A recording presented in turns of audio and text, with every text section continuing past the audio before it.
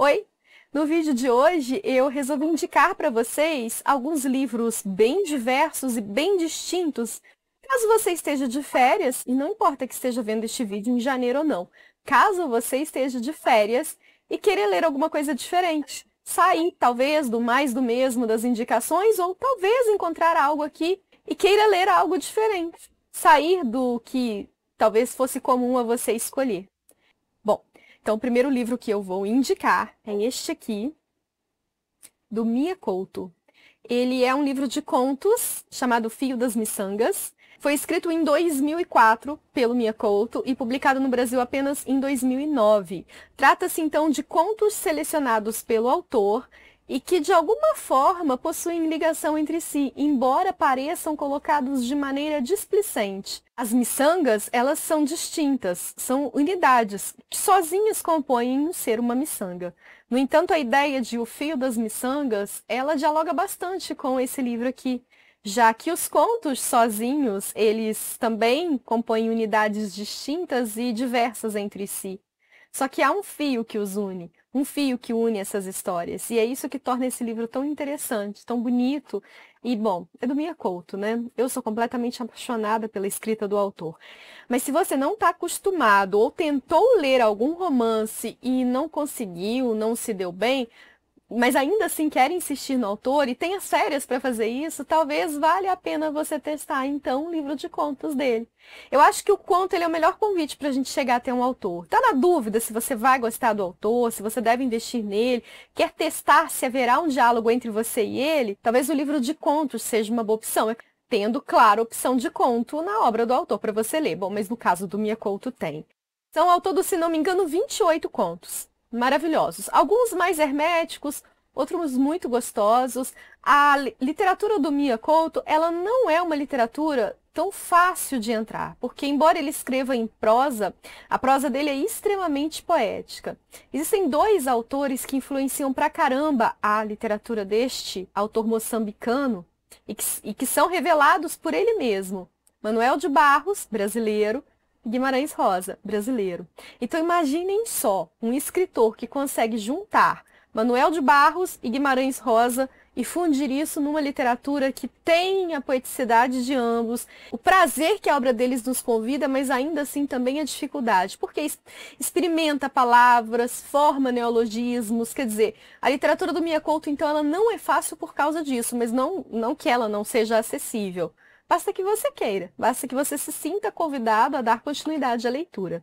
São, então, 28 contos que vão formar esse grande fio, né? Esse grande colar de histórias que são distintas, mas que acabam se reunindo. Você tem contos que passam por temáticas como solidão, a luta do eu contra o mundo, contra o que está ao redor dela, que também vai contra ela, né, ou contra ele. Então aqui, há vários contos maravilhosos. O meu preferido desse livro chama-se Amor.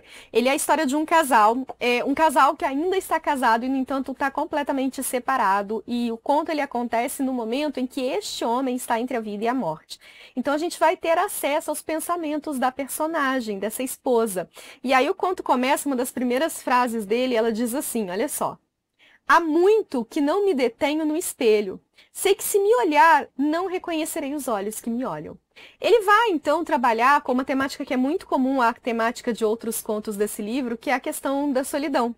Aquela solidão que a pessoa sente e vivencia mesmo estando ao lado de alguém, assim como em outros contos, que é a solidão, solidão mesmo. Outra passagem muito bonita dele, e que já dá para vocês captarem a aura dessa história aqui, mas também da escrita do próprio Mia Couto é: a meu homem deram transfusão de sangue. Para mim, o que eu queria era transfusão de vida. Eu não vou me alongar aqui, porque, em se tratando de Mia Couto, o que não falta são passagens que eu gostaria de ler para vocês. Meu livro é bastante rabiscado porque tem aquelas frases assim, sabe, que você fica refletindo. Inclusive, quando eu falo que eu quero indicar livros para você ler nas férias, não significa que são leituras fáceis, que são leituras rápidas, né? Embora o conto ele seja um gênero que normalmente é um gênero curto, em comparação a um romance ou a uma novela, por exemplo, eu acho que na mão de alguns autores, como a Clarice e o próprio Mia Couto, ele se torna mais hermético e ele se torna até mais difícil de você compreender, porque exatamente o autor, ele não te dá tantas informações assim, então ele exige bastante de você. É o caso do Mia Couto, tá? Não vá achando que você vai fazer uma leitura simples, uma leitura fácil, uma leitura rápida. Ele é um grande autor, um excelente contista, e ele te convida a parar, refletir sobre o que você leu, às vezes até reler, porque como são contos pequenos, afinal de contas são 28 contos num livro de 147, 150 páginas. Quer dizer, são contos curtos, tem alguns aqui que tem 3, 4 páginas. Acho que é inclusive a maioria. Mas eles convidam você à releitura exatamente para que você apreenda, reflita, compreenda o que você leu. É uma excelente leitura de férias. Eu não quero uma leitura tão pesada assim, quero uma coisa mais de entretenimento, quero uma coisa mais leve, que eu leia numa sentada, né, que me desligue a cabeça, que não exija muito de mim. Que seja quase como um miojo. Eu gosto muito dessa metáfora da literatura miojo, talvez em algum vídeo eu a retome aqui. Então eu vou indicar para você, e olha que coincidência, não foi proposital. No meu vídeo anterior, em que eu vou falar das leituras que quero fazer este ano, que pretendo fazer este ano, tem um livro de não ficção desse mesmo autor, que é o Chuck Klosterman. É um autor americano, contemporâneo, né, da gente. Esse livro aqui dele é um romance, chama O Homem Visível. Eu gosto bastante dessa história porque quem vai contá-la para nós, inclusive, é a Vicky. A Vicky é uma psicóloga. E ela se depara com uma situação muito peculiar, que é um paciente que diz-se invisível. Bom, e aí ela recebe a ligação desse paciente, que ela então vai denominar para a gente apenas como Y, dizendo que ele tinha urgência em marcar uma sessão, mas que ele exigia, até de forma agressiva, que essas sessões fossem feitas por telefone. Gente, é importante dizer que este livro aqui, que foi publicado no Brasil em 2013 pela editora Bertrand, ele é de 2011, né, escrito pelo Chuck Klosterman, e a gente não vivia um momento de pandemia, no qual a questão da sessão de analista, de psicólogo e às vezes até psiquiatra, ela pode ser feita de forma remota, seja por telefone ou seja por videochamada. Então isso não era uma coisa na época desse livro aqui comum, pelo contrário. O fato dela aceitar dar continuidade às sessões por telefone com este paciente a coloca numa enrascada profissional muito séria, ética até. Então o livro é como a maneira que ela encontra para se defender e para justificar a atitude que ela toma e todo o desdobramento advindo dessa atitude, que não é para ela um desdobramento positivo, né? Então, assim, esse livro tem ação, tem um pouco de aventura, tudo muito no campo psicológico, mas ela é uma história leve, tá? Não espera dele uma grande literatura que vai te convidar para refletir, que vai te fazer criar links com outros livros. Não, ele é um livro gostoso para você ler numa sentada, vale muito a pena. Então tá aqui, O Homem Invisível. E aí eu vou ler um trechinho que eu gosto dele aqui, que eu acho muito interessante para vocês. Eu não sei se eu falei, mas ela transcreve as conversas que eles fazem, né? Então aqui, na primeira ligação, o Y vai se descrevendo para ela, né? E aí ele diz assim, olha, pessoas que não falam a respeito de si estão restringindo seu potencial. Pensam que estão se protegendo de algum tipo de perigo abstrato, quando na verdade estão deixando que outras pessoas decidam quem elas são e como elas são. Então, o legal desse texto aqui também é que ele mistura gêneros. Você tem trechos de e-mails, você tem transcrição de telefonemas, você tem a narrativa na voz dessa narradora que precisa se defender. Gente, eu gosto pra caramba desse livro. Vira e mexe, eu tô indicando ele pra alguém. Acho que quem é da área da psicologia deve ler, vale muito a pena. Até como não um estudo de caso, porque é ficção, mas para pensar muitas questões aí dentro da área. Mas independente de você ser ou não da psicologia, fica aí a dica para uma leitura bem gostosa de férias. Outra indicação que eu quero trazer para vocês é um livro que eu gosto bastante, chamado Joias de Família, da Zulmira Ribeiro Tavares. Ela é uma autora brasileira que faleceu em 2018. Infelizmente, ela não é muito conhecida, não foi muito conhecida, então pouco se falou, inclusive, do falecimento dela. Recentemente, a editora Companhia das Letras, na verdade, um pouco antes dela falecer, republicou algumas obras dela muito legais, inclusive essa daqui, essa minha edição é antiga pela Brasiliense, mas tem uma já nova, pela Companhia das Letras, acessível para vocês comprarem por um preço legal também nos sites e tudo mais. E esse livro aqui vai falar das relações familiares. A primeira vez em que ele foi publicado foi em 1990. Então, a história acontece anterior a essa data, e ela gira em torno de um anel de rubi. Inclusive, a descrição que ela usa para falar desse anel é muito interessante. Ela fala um legítimo rubi sangue de pombo, né? Para exatamente demonstrar que esse rubi era raro, enfim. E também existe um cisne de Murano. Então, são dois objetos que essa família carrega tradicionalmente nas heranças e que validam, de alguma forma, o poder econômico e o prestígio social que essa família carrega, embora aquilo que parece, desculpa, e nem não é realmente aquilo que é. Então, esse anel de rubi e esse cisne de Murano, que seriam as joias da família, eles, na verdade, talvez sejam as únicas coisas de valor e puras e maravilhosas que essa família realmente tenha. Ela vai mostrar como as pessoas nas relações familiares apresentam diferentes máscaras. Ela usa a expressão apresenta rostos, um rosto particular e um rosto social. A estrutura do romance, ela se forma como uma imensa metáfora a respeito dos vários tipos de falência. A falência moral, a falência social e a falência econômica. São vários os personagens dessa família e a história se passa praticamente dentro de um apartamento no Itaim Bibi, em São Paulo. Curto, uma narrativa de leitura rápida para você conhecer um pouquinho o que está por fora, né, do circuito das grandes editoras, o que está por fora do circuito da literatura contemporânea que é nomeada nos programas de televisão, o que aparece muito aqui também na internet, Zulmira Ribeiro Tavares, para você conhecer uma autora brasileira, né, que ainda não é tão conhecidona, mas já tem o seu lugar no cânone. A outra indicação para sair do terreno da ficção é essa daqui. Mutações da Literatura no Século XXI, da Leila Perrone Moisés, publicado pela Companhia das Letras. É um livro que vai fazer, essa autora, Leila Perrone Moisés, ela é uma grande crítica, pesquisadora e professora dos estudos literários. E é um livro que vai fazer uma leitura, uma análise a respeito da contemporaneidade, como que a literatura ela vem sofrendo transformações. Ela não se restringe a analisar apenas a literatura brasileira, ela é bem mais ampla na análise dela, mas ela analisa fenômenos partindo de uma perspectiva brasileira. Então, por exemplo, ela vai falar, lembrando que esse livro é de 2016, ela vai falar do fenômeno dos booktubers, que ela ainda nem chama disso aqui na obra. Aí, ela vai dizer uma coisa muito interessante que eu vou ler para vocês essa passagem aqui, tá bom? A internet possibilitou o aparecimento de milhares de novos leitores críticos, de competência variada em sites ou blogs. O problema da crítica na internet é o mesmo da produção literária virtual. Sua criação espontânea e seu acesso desprovido de qualquer filtro de qualidade. Enquanto a obra literária impressa tem como garantia mínima o ISBN, né, que é o International Standard Book Number, que prova ter ela sido aceita por algum editor, e a crítica literária impressa tem o aval de uma revista ou jornal, as obras e os comentários apenas virtuais não têm chancela alguma de qualidade, podendo variar do ótimo ao péssimo, cair num tipo ou no outro, depende da sorte do internauta. Os blogs literários na internet raramente chegam a ser crítica literária, já que os comentaristas não especializados tendem a se limitar ao gosto ou não gosto.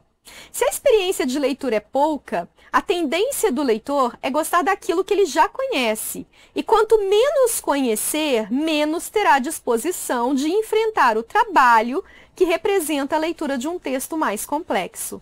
A crítica exige bagagem cultural e argumentos, e estes necessitam de um mínimo de fundamentação teórica que só adquire na prática de muita leitura de literatura e sobre literatura. Como todas as especialidades, a crítica literária requer formação e profissionalismo. No Brasil, muitos dos jornalistas literários atuais passaram por uma pós-graduação em letras, tornando caduca a oposição entre crítica jornalística e crítica universitária. Entre esses dois tipos de crítica, há apenas uma diferença de destinação e, por isso, de linguagem. Enquanto os universitários escrevem para os colegas, os jornalistas escrevem para o público letrado em geral. Bom, com todo o respeito que eu tenho, toda a admiração que eu tenho pela Leila Perrone Moisés, uma crítica que me formou durante o meu curso de letras, eu me coloco num local de completa discordância do que ela disse aqui. Tanto quando ela fala da facilidade que a internet possibilita para se publicar qualquer coisa, e a fala dela me lembra muito a fala de um escritor norte-americano, que é inclusive muito conhecido por criticar a internet. O livro que eu me refiro é o Culto do Amador, do Andrew King, acho que é assim que fala. Ele vai dizer que a internet é como se fosse, ele usa a metáfora, né, que é como se você julgasse máquinas de escrever para macacos e de repente um macaco vai conseguir escrever uma história. Né, quando ele diz, então, que é normal que naturalmente saia da internet um ou outro bom escritor, porque você facilita o acesso. Só que tanto a fala da Leila Perrone quanto a desse norte-americano me incomodam a partir do momento, então, em que você valida que tudo que é publicado anterior à internet é muito bom. Porque era num ambiente de difícil publicação e que, então, consequentemente, essa dificuldade de publicação servia como uma peneira, como um funil para fazer com que, então, se publicasse apenas o que era bom. E a gente sabe que esse argumento não se sustenta. Dadas as devidas proporções, né, tanto da população antiga quanto da população atual, dos meios antigos de publicação antes da prensa de Gutenberg, quanto os meios atuais em que você pode escrever um livro num celular, dadas essas devidas proporções, eu parto muito de uma visão do Umberto Eco, num livro que eu adoro, chamado Apocalípticos e Integrados, né, em que ele tem uma visão extremamente integrada a respeito dos recursos que a internet traz para as artes em geral. Embora exista uma frasezinha do Umberto Eco que se popularizou na internet, que dá a entender até que ele é contra, né? Que diz que a internet deu voz aos idiotas, enfim, é uma coisa assim. Mas ele, nesse livro, Os Apocalípticos Integrados, ele vai falar que a popularização da arte, ela é boa sim. E ele também tem um outro livro muito bom que chama Não Contem com o Fim do Leitor, em que ele também vai defender que o virtual tem sim seus aspectos importantes. Mas voltando então a Leila Perrone Moisés, eu tenho que tomar cuidado para eu não empolgar e sair querendo fazer uma micro-resenha sobre esse livro aqui para vocês. Ela inclusive fala, né, que a gente tem então os críticos de internet que apenas pegam um livro, dizem gosto, não gosto e pronto, que isso não pode ser considerado uma crítica literária. Eu não concordo. O meu estudo do pós-doutorado, ele foi exatamente sobre a crítica literária virtual, né? E ela vai citar, né, que antigamente você tinha o jornalista e você tinha o professor, e que essas que são críticas validadas, porque depende da bagagem da pessoa e depende da formação da pessoa para que essa crítica seja validada. E eu tenho uma visão um pouco divergente sobre isso. Se você quiser que eu aprofunde mais esse assunto sobre esse livro e sobre essas questões que a Leila apresenta aqui, e não são as únicas que ela apresenta, ela traz outras sobre a literatura contemporânea muito interessantes e com as quais eu concordo. Se você quiser que eu aprofunde isso, deixa aqui nos comentários. Quem sabe eu não faço um vídeo resenha só sobre esse livro aqui. Mas voltando a ele, porque a ideia é que eu faça apenas uma apresentação de gosto ou não gosto para indicar para vocês lerem nas férias. Ela vai falar sobre a nova teoria do romance, ela vai falar sobre ficção distópica.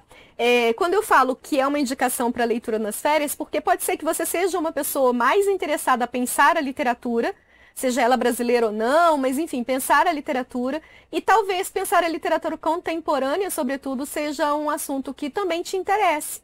E como ele é um livro de não ficção, né, enfim, é um livro teórico e não tem uma linguagem tão difícil, tão hermética, creio que seria interessante você trazê-lo aí para sua bagagem de leituras neste momento em que você tem mais tempo.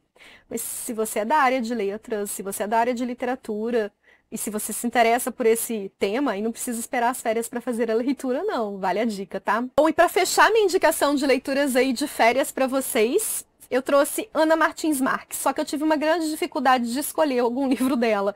Então eu trouxe todos que eu tenho. Eu nem sei se ela tem mais algum outro livro lançado, ó. Existe esse aqui, que é o Da Arte das Armadilhas. São todos poemas, tá? Ana Martins Marques é uma poeta contemporânea, talvez a minha preferida. Risque esta palavra. O Livro das Semelhanças. Como se fosse a casa, ela escreve em parceria com o Eduardo Jorge, que é um outro poeta, e A Vida Submarina. Todos publicados pela Companhia das Letras, com exceção desse aqui, que foi publicado pela Relicário, mas todos eles muito fáceis de achar. A escrita poética da Ana Martins Marques, ela tem uma característica muito peculiar, em que ela se apropria dessa coisa da modernidade, da pós-modernidade, na verdade, né, da contemporaneidade, de não se prender a uma métrica com rimas, etc., que tradicionalmente é o que se espera de um poema, mas a gente sabe que obviamente não é isso mais o que o poema oferece, ele, graças a Deus, vai muito além disso. Mas ela ainda tem uma poeticidade na escolha das palavras que ela faz, sabe? E nos convites que ela nos faz para refletir durante a leitura de um poema, às vezes curtinho, ou de um poema que quase se aproxima da prosa, sabe? Então ela é incrível nessa perspectiva. Eu vou ler um poema aqui para vocês só a título de exemplo, para convidá-los a conhecerem mais e para que então vocês se empolguem e se animem para fazer uma leitura de Ana Martins Marques aí nas férias. Existem algumas temáticas que são recorrentes nos poemas dela, e essa aqui é uma. Gosto muito da perspectiva que ela fala do amor. Peguei um poema bem curtinho aqui, para não ficar um vídeo longo, e para te deixar o convite, caso queira ler poesia nas suas férias. Isso faz parte de uma série de 14 poemas curtinhos que fazem parte de um poema maior, tá? Eu vou ler o 10º. Amar profundamente, mas testar volta e meia, se ainda dá pé. Com esse poema eu encerro as indicações de livros para lerem nas férias. Se você já leu algum desses, me conta nos comentários. E se interessou por algum, aproveita e usa o meu link aqui da Amazon para você comprar lá no meu link de associado. Muito obrigada por assistir o vídeo até aqui e até mais.